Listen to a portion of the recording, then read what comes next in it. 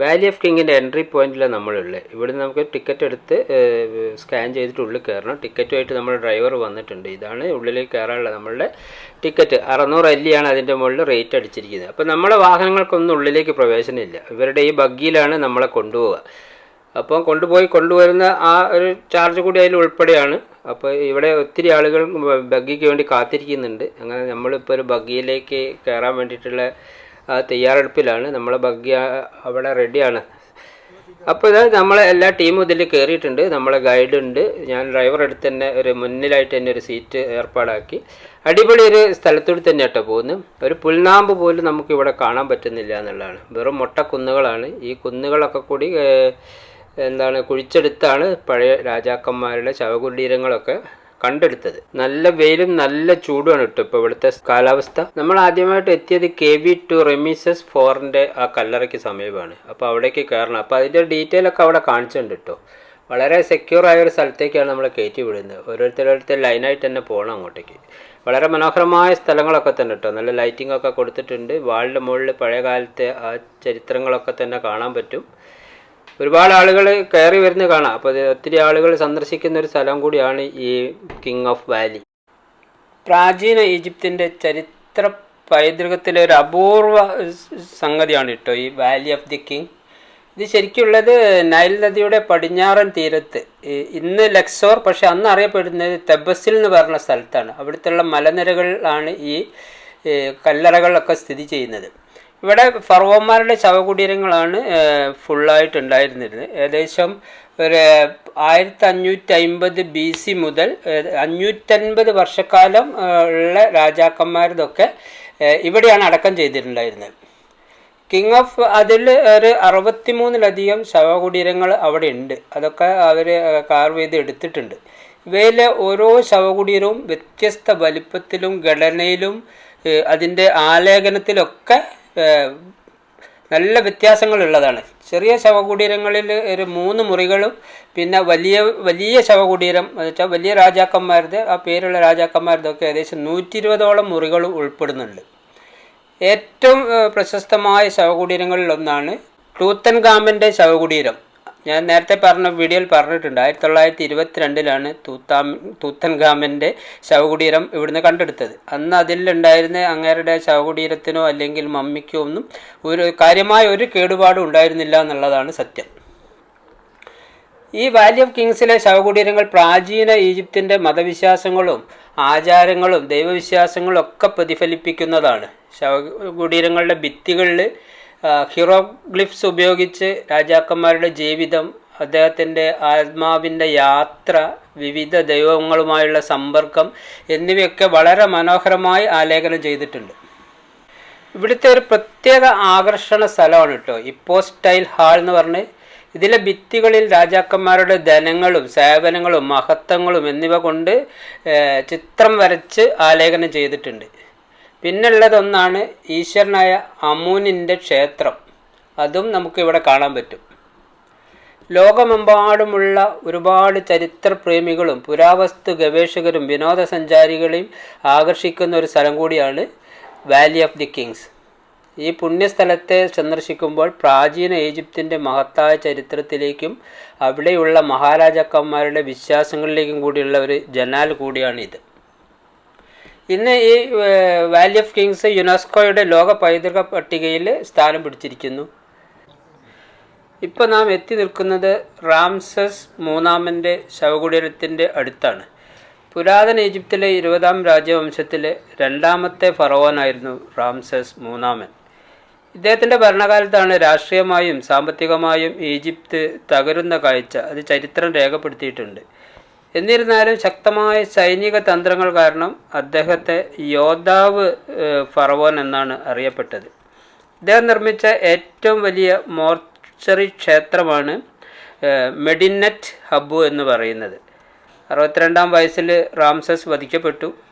അതിന് പല കാരണങ്ങളും പറയുന്നുണ്ട്. അതിന് വധിക്കപ്പെട്ടതിന് ശേഷം അദ്ദേഹത്തിൻ്റെ മകൻ റാംസസ് 4-മനാണ് ഈജിപ്തിൻ്റെ പുതിയ ഫറവോയായി ചുമതലയേറ്റത്. ഒത്തിരി പോലും തണലില്ലാത്തൊരു സ്ഥലം കേട്ടോ. കല്ലറകളിലേക്ക് നടക്കുമ്പോൾ നമ്മളാകെ എന്താ പറയുക, കരിവാളിച്ച് പോവുക, വാടിപ്പോവുകയാണ് ശരിക്കും. ഈ സൂര്യൻ്റെ ചൂടും ഈ മലനിരകളുടെ ചൂടും എല്ലാം കൂടി കൂടുമ്പോൾ വല്ലാത്തൊരു സ്ഥിതി തന്നെയാണ് ഇവിടെ ഉള്ളത്. അതുകൊണ്ട് ഞങ്ങൾ അവിടെയുള്ള സന്ദർശനമൊക്കെ അവസാനിപ്പിച്ചു. നമ്മൾ തിരിച്ച് ഇനി അവിടുന്ന് ഇറങ്ങി. അപ്പം വാലി ഓഫ് കിങ് നിന്ന് തിരിച്ച് നമ്മളെ ബഗ്ഗിയിലാണുള്ളത്. എന്തായാലും നല്ല കാഴ്ചയ്ക്ക് നല്ലൊരു സ്ഥലമാണ് കേട്ടോ, അതിമനോഹരമായ സ്ഥലം. ഈ മലനിരകൾ കുഴിച്ചിട്ടാണ് 63ഓളം ശവകുടീരങ്ങൾ കണ്ടെടുത്തതെന്ന് പറയുമ്പോൾ അതിൻ്റെ ഒരു എഫർട്ട് ഭയങ്കരമാണ്. വളരെ മനോഹരമായ നല്ല വൃത്തിയുള്ള നല്ല റോഡുകളും സൗകര്യങ്ങളും ഒക്കെ തന്നെ ഇവിടെ, അടിസ്ഥാന സൗകര്യങ്ങളൊക്കെ ഇവിടെ നല്ല വേണ്ടമാതിരി ഒരുക്കിയിട്ടുണ്ട്. മടക്കയാത്രയിൽ നമ്മൾ നല്ലൊരു മാർക്കറ്റിലെടുത്ത് നിർത്തിയിട്ടു. ഇനി കുറഞ്ഞ ദിവസം കൂടിയല്ലോ നമുക്ക് കൂടെ ഉള്ളൂ. അപ്പോൾ കൂടെ ഉള്ളവർക്കൊക്കെ എന്തെങ്കിലും സാധനങ്ങളൊക്കെ പർച്ചേസ് ചെയ്യാൻ നമ്മളെ നാട്ടിൽ കാത്തിരിക്കുന്ന ആളുകളുണ്ടാകുമല്ലോ, അതിനു വേണ്ടി നിർത്തിയതാണ്. നല്ലൊരു സ്ഥലം, ഒത്തിരി നമുക്ക് ബാർഗെയിൻ ചെയ്ത് വാങ്ങാൻ പറ്റിയ സ്ഥലമാണ്. എല്ലാ സാധനങ്ങളും ഉണ്ട്, സൊവനീറുകളൊക്കെ വേണ്ട മാതിരിയാണ്. അപ്പോൾ നമ്മൾ അവിടുന്ന് തിരിച്ചു കേട്ടോ, കുറഞ്ഞ സമയം മാത്രമേ അവിടെ നിന്നിട്ടുള്ളൂ. നമ്മൾ മുന്നിൽ കാണുന്നത് വേറൊരു ക്ഷേത്രമാണ്, അതിൻ്റെ അടുത്തേക്കാണ് നമ്മൾ പോയിക്കൊണ്ടിരിക്കുന്നത്.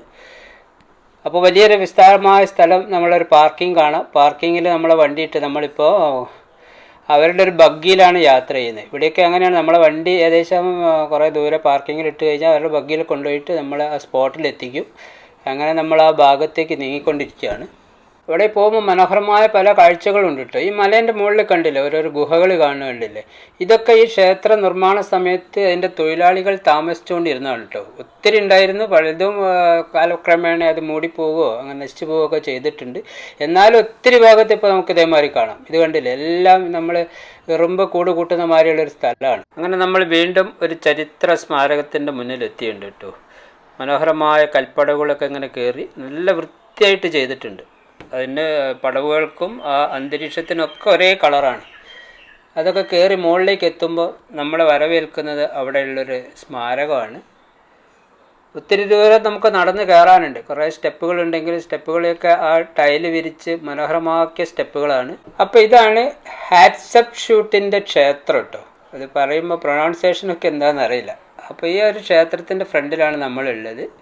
ഇത് സ്ഥിതി ചെയ്യുന്നത് ദയർ എൽ ബഹ്റി എന്ന് പറഞ്ഞ സ്ഥലത്താണ്. ഇത് ശരിക്കും ലക്സോറിനടുത്ത് തന്നെയാണ്. ലക്സോറിൻ്റെ ഒരു ഓപ്പോസിറ്റ് സൈഡ് ആണ് ഈ ക്ഷേത്രം നിൽക്കുന്നത്.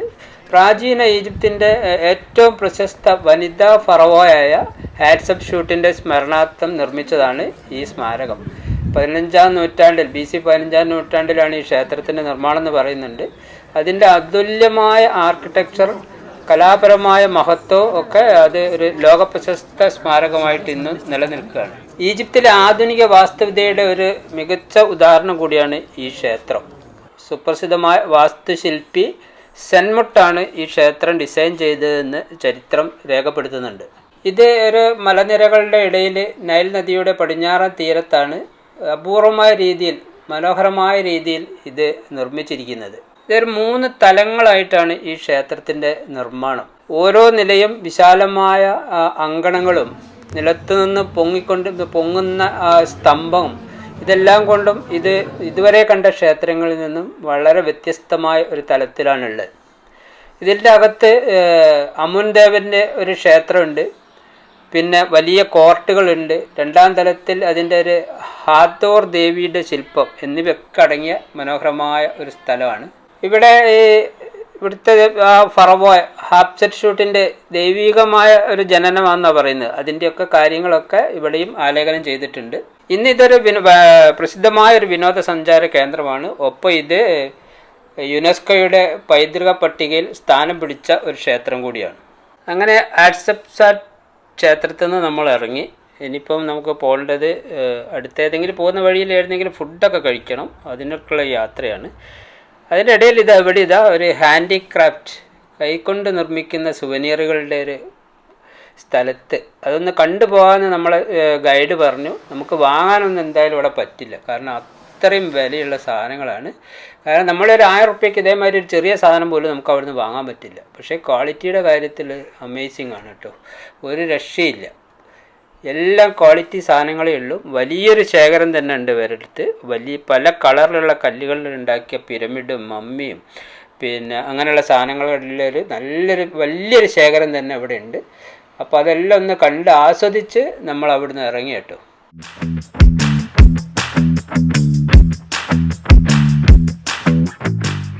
തുടർന്നുള്ള യാത്രയിൽ നല്ലൊരു പശ്ചാത്തലത്തിൽ ഇതാ നല്ലൊരു 2 സ്റ്റാച്യൂകൾ ഇട്ടു. അതുകൊണ്ട് നമ്മൾ അവിടെ ഒന്ന് നിർത്തിയതാണ്. അപ്പോൾ ഇവിടെയൊക്കെ നമുക്ക് നല്ല പച്ചപ്പുകൾ കാണാം.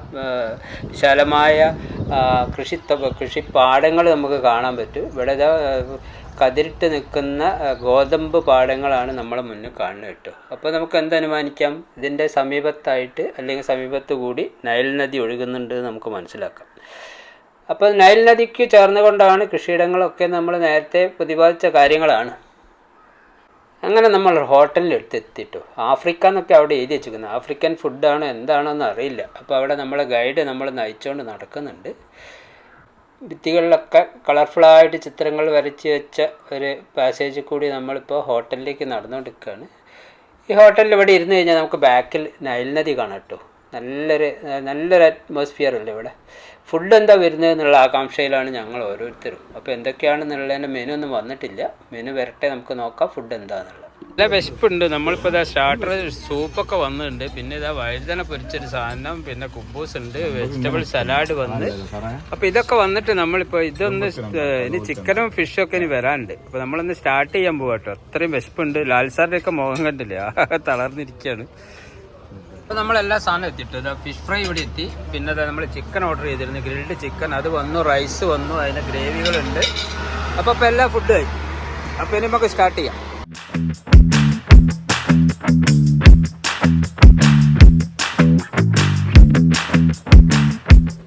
അങ്ങനെ ഭക്ഷണമൊക്കെ കഴിഞ്ഞ് നമ്മൾ ഇറങ്ങി. സൂപ്പർ ഫുഡായിരുന്നു.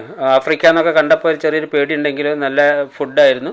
മസാല അല്ലെങ്കിൽ എരിവൊക്കെ ഇത്തിരി കുറവുണ്ടെങ്കിലും തെറ്റില്ലാത്ത ഫുഡൊക്കെ കഴിച്ചു. നല്ല വിശപ്പുണ്ടായിരുന്നു, അതുകൊണ്ട് ആസ്വദിച്ച് കഴിച്ചു. നമ്മൾ യാത്ര തുടർന്നു.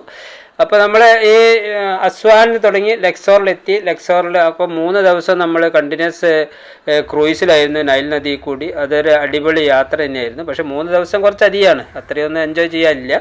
കാരണം ഒരേ സീൻ തന്നെയല്ല നമ്മൾ കാണുന്നത്. അപ്പോൾ അതിൻ്റെ ഒരു ചെറിയ ബുദ്ധിമുട്ട്. പക്ഷേ ഈ 3 ദിവസത്തിൽ നമ്മൾ കണ്ടിരിക്കുന്ന എന്താണ് ചരിത്രപ്രധാനമായ സ്ഥലങ്ങൾ, ടെമ്പിളുകളും, കടലിൻ്റെ അടിയിൽ നിന്ന് അല്ലെങ്കിൽ ലേക്കിൽ നിന്നൊക്കെ കുഴിച്ചെടുത്ത് കൊണ്ടുപോയിട്ട് മാറ്റി സ്ഥാപിച്ച ടെമ്പിളുകൾ, ചരിത്രപ്രധാനമായ ഒട്ടേറെ കാര്യങ്ങൾ നമ്മൾ കണ്ടു. അതെല്ലാം നന്നായി ആസ്വദിച്ചു. അപ്പോൾ ഇനി നമുക്ക് ഇന്ന് രാത്രി നമുക്ക് ഫ്ലൈറ്റാണ്. ഇനി നമ്മൾ ഇവിടുന്ന് പോകുന്നത് കെയ്റോയിലേക്ക് തന്നെ തിരിച്ചു പോവുകയാണ്. ഇപ്പോൾ ലക്സോർ ടു കെയ്റോ, അതല്ലാതെ ട്രെയിനിന് വേണമെങ്കിൽ പോകാം. പക്ഷേ നമ്മൾ ടൈം ലാഭിക്കേണ്ട ഒരു ആവശ്യം കൊണ്ട് നമ്മൾ ഫ്ലൈറ്റ് തന്നെയാണ് എടുത്തത്. അപ്പോൾ അവിടേക്കുള്ള എയർപോർട്ടിലേക്കുള്ള യാത്രയിലാണ്. ഇപ്പോൾ ഇവിടെയൊക്കെ കണ്ടില്ലേ, നല്ല പച്ചപ്പാണ് കേട്ടോ. എന്ന് പറഞ്ഞാൽ നമുക്ക് മനസ്സിലാക്കാം ഇതിൻ്റെ സമീപത്തുകൂടി എവിടെയോ നമ്മൾ നൈൽ നദി പോകുന്നുണ്ട്. കറക്റ്റ്. അപ്പോൾ നമ്മൾ നൈൽ നദിയുടെ ക്രോസ് ചെയ്തുകൊണ്ട് ഒരു ബ്രിഡ്ജിലാണ് ഇപ്പോൾ പോയിക്കൊണ്ടിരിക്കുന്നത്. ഇനി കുറഞ്ഞ ദൂരം കൂടി നമുക്ക് യാത്രയുണ്ട്. നമ്മളെ ഈ ഗൈഡും നമ്മളെ ഡ്രൈവറും ഒക്കെ നന്നായിട്ട് സപ്പോർട്ട് ചെയ്തു. ഒരു ടൂറിസ്റ്റോട് എങ്ങനെ പെരുമാറണം, എന്തൊക്കെ ചെയ്യണം എന്നൊക്കെ ഉള്ളത് അവർക്കറിയാം. അതിനനുസരിച്ച് നല്ല പെരുമാറ്റമായിരുന്നു. പിന്നെ വലിയ കുഴപ്പങ്ങളൊന്നുമില്ല. പിന്നെ ചെറിയൊരു ബുദ്ധിമുട്ട് നമുക്ക് നേരിട്ടത്, ഇതിപ്പോൾ നോമ്പ് സമയമാണ്, നമ്മൾ വീഡിയോ പബ്ലിഷ് ചെയ്യുന്നത് കുറേ ലേറ്റായിട്ടാണ്. അപ്പോൾ ആ നോമ്പിൻ്റെതായ ചെറിയ ഇതുകൊണ്ട് നമുക്ക് ഫുഡൊക്കെ കറക്റ്റ് ടൈമിനൊന്നും കിട്ടിയിട്ടുണ്ടായിരുന്നില്ല. എന്നാലും പരമാവധി ഫുഡ്, ക്രൂയിസിലൊന്നും നമുക്ക് ഫുഡിൻ്റെ പ്രശ്നമില്ല കേട്ടോ. പുറത്തിറങ്ങിയിട്ടുള്ള സമയങ്ങളിലുള്ള ഫുഡിൻ്റെ ചെറിയ പ്രശ്നങ്ങളൊക്കെ വെച്ച് നിർത്തിയാൽ ഈ ട്രിപ്പ് അടിപൊളിയായിരുന്നു. അപ്പോൾ ഇത് നിങ്ങൾക്ക് ഇഷ്ടപ്പെട്ട് കാണുന്നു കരുതുന്നു. ഇനി നമ്മൾ നാളെ കെയ്റോന്ന് വീണ്ടും കാണാം. Okay, bye.